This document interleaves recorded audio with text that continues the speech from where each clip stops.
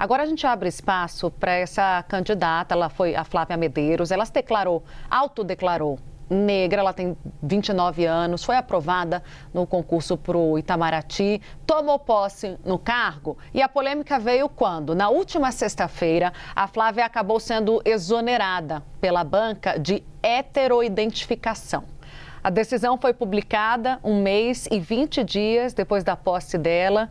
Flávia recorreu à justiça, mas ainda não há previsão para esse julgamento. Para entender melhor os desdobramentos desse caso, os impactos dessa decisão, abrimos espaço no Bastidores CNN para receber a Flávia ao vivo. Tudo bem, Flávia? Boa tarde. Bem-vinda ao Bastidores. Obrigada aqui pelo seu tempo conosco. Vamos entender, Flávia, o que foi que aconteceu? A gente já soube dessa informação quando da decisão, né, da banca de não reconhecê-la como negra. Como é que esse assunto surgiu e como é que ele se desenrolou até essa decisão?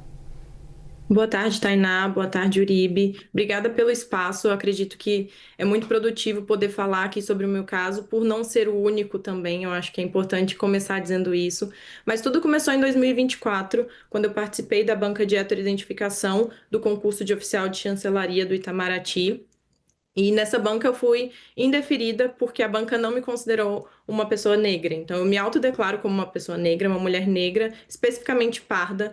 E naquele momento foi um choque muito grande para mim receber essa notícia, porque durante a minha vida inteira eu me entendi dessa forma. Já havia me autodeclarado antes em outros processos seletivos, participei do ProUni, fui bolsista do ProUni.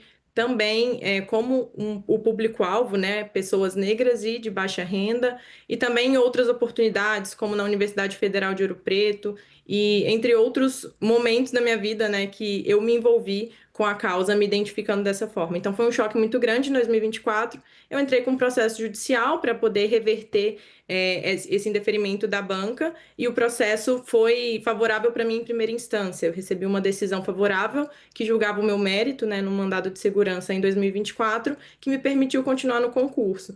Mas essa decisão, ela precisou ser complementada por uma segunda decisão, agora em 2023, quando o Ministério chamou um cadastro de reserva para poder participar dos exames, ser nomeado e tomar posse. Então, naquele momento, eu precisei de uma nova decisão. A gente entrou com um pedido de cumprimento provisório de sentença para que o tribunal reconhecesse que a minha sentença anterior me permitia tomar posse, e foi favorável em primeira instância também, mas com o recurso da União, o desembargador relator entendeu que a posse não devia ter ocorrido. Então, eu tomei posse em 2 de abril de 2026 e agora, dia 22 de maio, eu fui exonerada porque essa decisão suspendeu os efeitos da decisão inicial, que havia sido favorável para mim.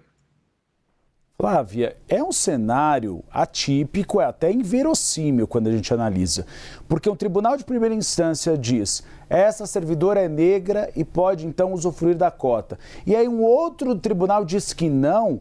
Qual é o critério utilizado? Isso causa uma insegurança jurídica muito grande. E estão falando da identificação sua, né, Flávia? Como você se identifica como uma mulher. Isso, por si só, já seria muito questionável, né? Sim, é muito questionável. Eu acredito que o grande ponto aqui para a gente em relação ao meu processo é que está sendo implementado ali um caráter técnico, né? Que o desembargador está entendendo que a decisão do juiz na parte técnica não poderia me nomear e dar posse, mas na parte fática, na parte que realmente mexe com a minha vivência, eu realmente me sinto muito invalidada e é muito inseguro, porque a gente tem todo um período de preparação, Uribe. Eu passei anos estudando para essa prova, me dedicando e me dividindo entre um trabalho CLT de 40 horas semanais, abri mão, inclusive, da minha carreira, abri mão da cidade onde eu vivia para vir tomar posse. Achei que estava tudo bem, porque eu me vi ali com o meu direito sendo ofertado de volta, né? Mas, no fim das contas, não foi isso que aconteceu. Então, é realmente chocante. Agora, Flávia, como é que você espera a partir de agora, né, os próximos passos? Não tem previsão ainda do seu caso ser julgado pela Justiça. Você perdeu o cargo, é isso, né? Está exonerada, não está mais trabalhando e vai ficar nesse limbo, Flávia, até uma decisão da Justiça? Essa é a grande pergunta, Tainá, porque, como você disse, eu perdi o cargo, a vaga ainda está reservada, mas a vaga não paga as minhas contas, sendo bem franca aqui com vocês. Então, como eu tenho um contrato de 36 meses, Brasília é uma cidade muito cara, né? Eu me mudei para cá, fiz um investimento de transporte, fiz um contrato de aluguel de 36 meses que eu preciso pagar. Então, minhas contas vão chegar no mês que vem e eu não estou podendo exercer o cargo. Então, eu realmente não sei como eu vou fazer ainda para poder cumprir meus compromissos financeiros, mas eu sei que a gente tem batalhado bastante. A gente já tinha peticionado, a gente protocolou um agravo interno, a gente espera muito que o desembargador consiga analisar esse agravo interno para ver se a gente consegue reverter essa decisão injusta, mas caso não reverta, a gente vai continuar recorrendo, a gente vai esperar a decisão do colegiado também, com bastante esperança que decidam favoravelmente, caso contrário, vai ser necessário julgar esperar o trânsito em julgado do meu processo do mérito, que é o meu mandado de segurança, que a gente não faz a menor ideia de quando será julgado. Está desde 2024 pronto para poder ser julgado e até hoje sem expectativas. Então é uma insegurança muito grande. Eu espero que se resolva rápido. Eu acho que muito do que eu espero aqui, falando com vocês e com a mídia no geral, essa repercussão é que a gente consiga fazer isso quanto antes, porque eu abri mão de tudo que eu tinha, sinceramente, para poder tomar posse nesse cargo e é o meu sonho que eu batalhei muito para isso. De fato, Brasília é uma cidade caríssima, até mais cara do que São Paulo e Rio de Janeiro. Então, viver em Brasília sem salário é muito difícil. Eu gostaria de questionar você, Flávia, se você pretende continuar aqui, porque ainda acredita na reversão desse quadro. E mais, a gente está falando de um governo federal que pelo menos foi eleito com a bandeira do progressismo. Você já chegou a falar com o Ministério da Igualdade Racial, alguém do governo federal que possa auxiliá-lo, ou pelo menos apoiá-la nesse momento? Eu tenho tentado buscar contatos com o governo federal, não obtive sucesso ainda para poder apresentar o meu caso especificamente. Eu gostaria muito de poder dialogar, entender quais são as saídas, porque de fato é muito atípico. Eu, particularmente, nunca tinha visto uma decisão que fizesse isso com alguém, né? Que fizesse colocar em risco tanta coisa que a gente coloca aqui em jogo.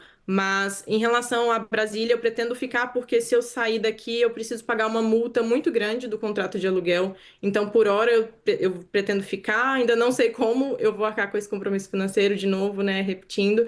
Mas eu também não posso sair, porque eu também não conseguiria arcar com um distrato do contrato e também não tenho dinheiro para retornar com os meus pertences para a cidade da onde eu vim, que eu estava morando em Vitória, Espírito Santo. Então, espero que a gente consiga, né, eu, minha rede de apoio, a gente se mobilizar, talvez eventualmente, entendendo se for demorar muito, buscar um outro emprego provisório, porque é isso, né, as contas não esperam. Tem uma diferença, e eu acho importante a gente explicar para a audiência, Flávia, sobre a forma como você se autodeclara, a autodeclaração, que é a forma como você se enxerga, e a heteroidentificação, que é o que fez essa banca, como a banca, os representantes dela te enxergam. Por isso aí a divergência. O que eu estava lendo aqui por alto, Flávia, é uma decisão muito subjetiva. Né? É por uma foto, por um vídeo, eles pedem algum documento, o que é levado em consideração? Primeiro, na hora em que você apresenta a sua autodeclaração como uma mulher negra e na hora que esse julgamento é feito por outras pessoas. Perfeito, muito obrigada por essa pergunta, porque muita gente tem dúvida e é um processo que hoje não é padronizado no Brasil, a gente tem algumas diretrizes, mas no meu caso foi uma banca presencial, eu vim a Brasília, fiz um investimento também de estar presencialmente em Brasília, que é uma exigência, e você participa dessa banca, você se apresenta presencialmente, conversa com as pessoas da banca e elas avaliam, de acordo com a forma que você se apresenta ali, o que seriam essas características, esse fenótipo da população negra, né, pensando pretos e pardos. Eu sempre me autodeclarei como uma pessoa parda, foi o que eu me declarei também naquele momento da banca de heteroidentificação, e mesmo me apresentando presencialmente, as pessoas vendo todas as minhas características, tom de pele, feições, ainda assim eles me indeferiram. Daí depois eu entrei com recurso administrativo, também argumentando, descrevendo todas as minhas características, argumentando para a banca, e a banca também não aceitou. Então, no processo judicial, sim, a gente coloca outras evidências, então fotos de quando era criança, fotos da família, documentos de outros processos seletivos que a gente passa, mas o edital prevê que a declaração será confirmada mediante o processo em si, então aquele processo presencial. E daí o processo judicial ele é para poder olhar e corrigir qualquer tipo de injustiça que tenha sido feita ali, qualquer equívoco da banca. Então, em momento algum, eu também gosto de reforçar que a ideia é invalidar as bancas de heteroidentificação, mas é preciso aprimorar essa política, porque muitas vezes a gente está enviesado, né? A gente faz um juízo de valor por um único momento ali que se apresenta, a depender também da composição da banca, isso pode ser muito subjetivo. Para encerrar a nossa conversa, antes agradecer ao Pedro Moreira, nosso repórter espetacular aqui de Brasília, que viabilizou essa conversa. Flávia, você espera que diante de tanta subjetividade, não há uma regra clara em relação à identificação pelas cotas, que o seu caso sirva como exemplo para que as regras sejam mais palpáveis, sejam mais objetivas, para evitar que outros homens e mulheres passem pelo que você está passando? Perfeito, eu acredito que sim. Eu acho que um princípio que eu gosto muito de ressaltar é o princípio da autodeclaração como o principal fator, principalmente em casos de discordância, porque existem casos muito delicados, né? Casos em que o limite é muito frágil. Então, em casos assim, o Supremo Tribunal Federal entende que a banca tem sim o seu papel, mas que no final da análise, né, o que tem que valer é a autodeclaração, porque é isso, né? A gente sabe das subjetividades e cada indivíduo vai viver suas experiências do racismo estrutural e institucional. Então, eu acho que se a gente tiver que aprimorar, garantir essa prevalência da autodeclaração e também fomentar o letramento racial para a população negra, principalmente para a população parda, que ainda vive num limbo muito grande. Muitas pessoas chegaram até mim nesses últimos dias falando sobre a dificuldade que elas têm em se autodeclarar, a insegurança que elas têm. Então, se a gente puder também fomentar iniciativas que ajudem as pessoas a terem letramento racial, eu acho que seria essencial para mudar essa situação.